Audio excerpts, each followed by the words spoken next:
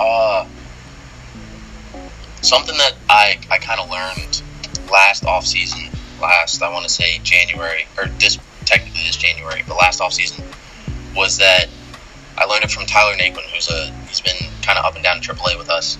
He made something as simple as like how you go about your day, so your routine when it comes to baseball. So when you get to the field, you have your certain things that you have to do. And he said that doesn't just stay at the baseball field. That goes about how you carry yourself when it comes to life. So when you do your laundry and you're doing your socks, you don't just kind of just throw everything in the drawer. If you go and you're diligent about folding each pair of sock and putting everything where it needs to be, when you fold your underwear, your socks, your shoes, everything, it kind of carries over. So by getting everything outside of baseball to a point where it's common, it's when you get to the game of baseball, everything becomes easy.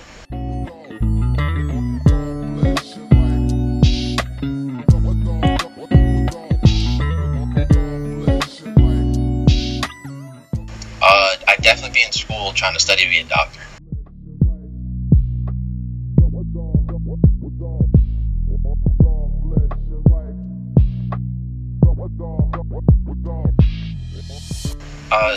I don't know what I have issues when I shave stuff. I have a hard time grasping it right at first. I didn't react at all.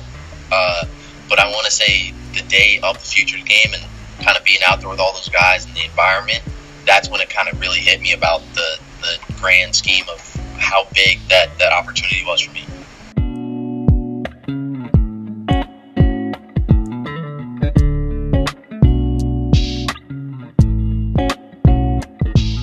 Oh, so cool. I mean, the fact that we got to be in a big league clubhouse, just playing on a big league field with that amount of fans, it's nothing like playing in rookie ball or playing in high school. It's really it was the closest to the big leagues I felt, and it was really impressive.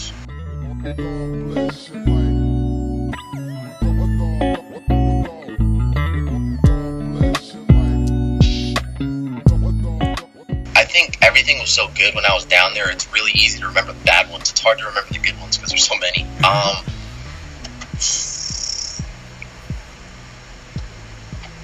I remember the first time I got booed. There was a game where I just kind of didn't have my stuff, and I think I threw a ball to the backstop, and I heard one there was a bunch of fans yelling, but I heard one single guy say, "Come on, Tristan, what are you doing?" And it was really eye-opening to me, because I mean the fans there are really supportive. So the fact that they got on me, it was like, wow.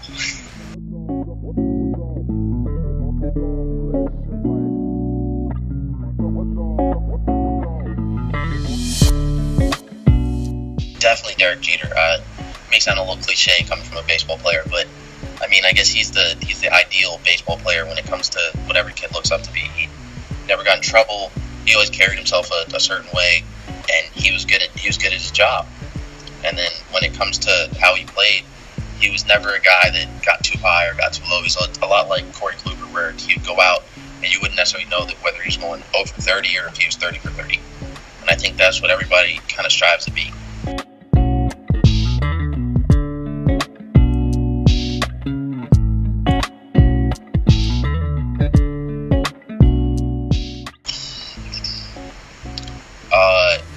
Guys that I've gotten a chance to meet, guys that I really like, definitely Corey Kluber, and definitely Josh Tomlin. Those are my two favorites.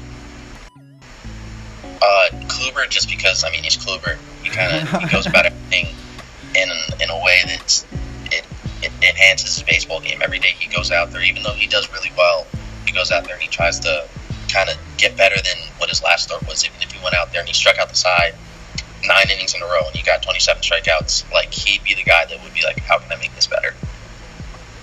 And then Tomlin he's a guy that a lot of people overlook because he doesn't necessarily have the stuff. He's not a premium starter. He's not a Max Scherzer. He's not a Clayton Kershaw. He's not one of those guys. But I mean, when he goes out there, he definitely goes out there and he competes with the best stuff that he has. And I think there's a lot to learn from that. From guys that don't necessarily have all the right, or not right, when guys don't necessarily have the best stuff.